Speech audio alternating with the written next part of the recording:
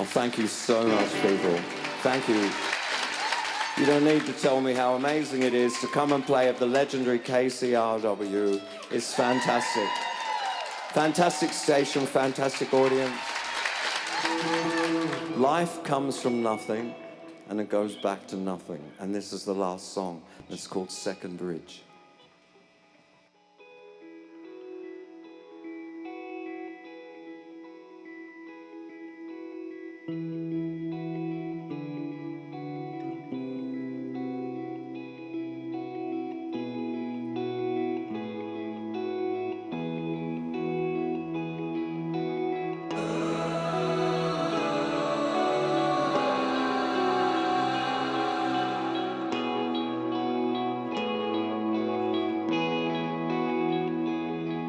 I'm sorry, I was miles away.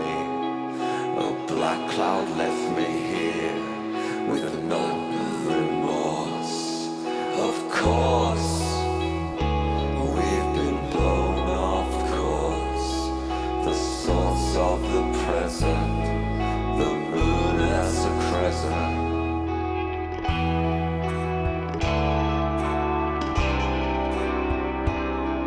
The master and the servant, the dragging of the current.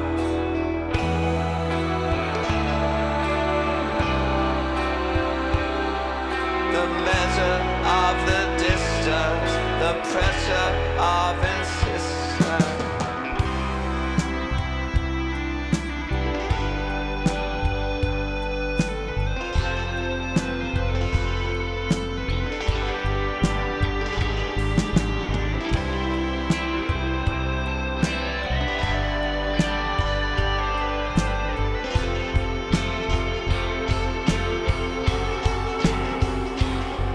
They say his isle is full of noises, an intruder in the burrow, a hand within the hollow. Follow me down to a ruined town. Your fears upon the pillow, the shock of the first hello.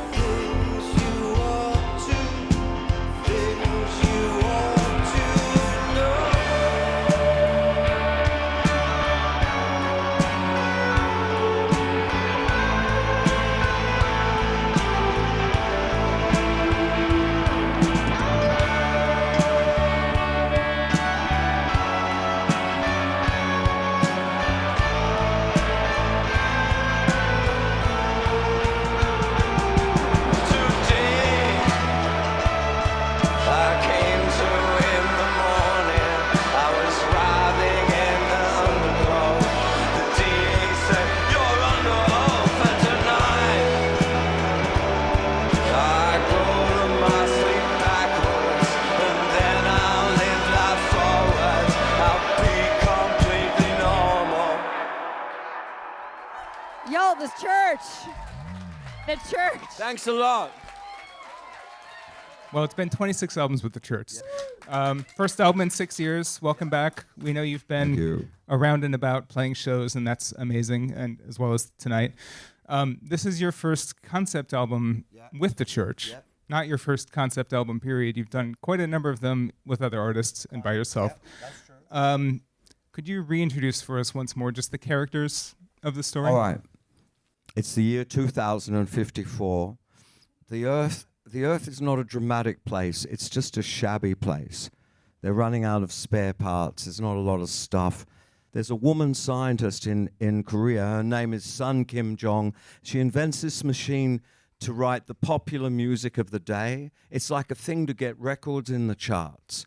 And it's really unknown. And the stuff she's fooling around with is really occultish and magical and chemical and drug and sex and whatever, anything exciting and fun to throw in there so the kids will like my record.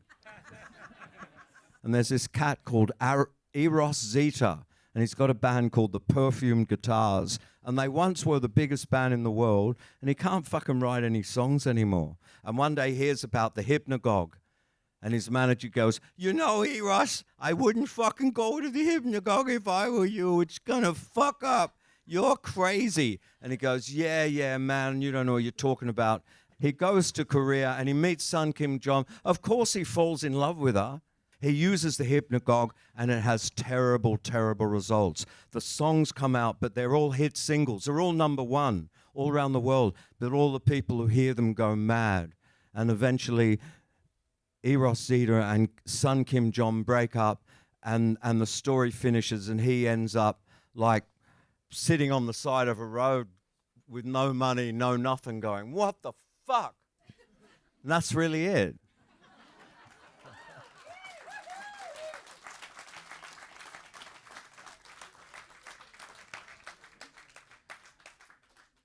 Straightforward, I appreciate.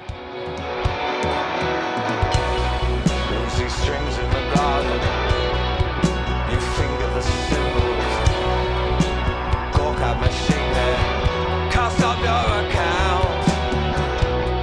Suddenly we had too much, organs were swelling, rubies were burning, the arrow deformed.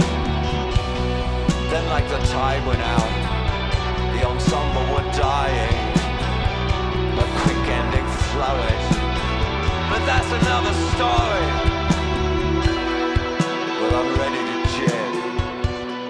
It's already too late. It's already too soon. I'm ready to jam.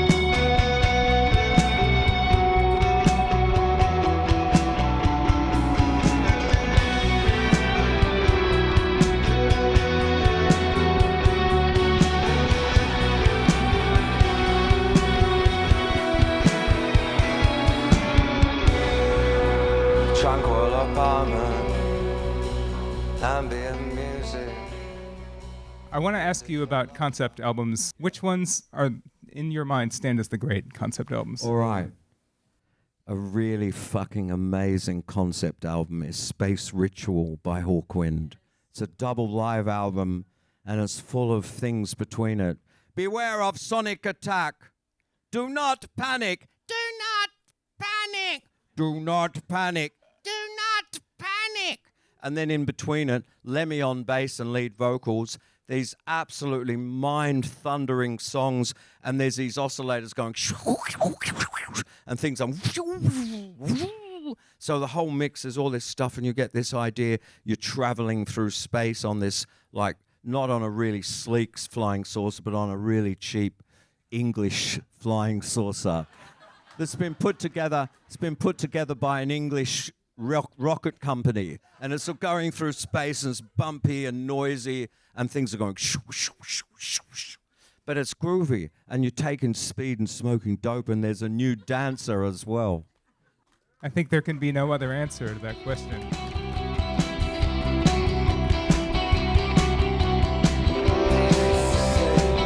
C'est la vie. Here comes the future. According to me. Oh no, let go. How can this be? I wouldn't with that. Oh, good luck with that.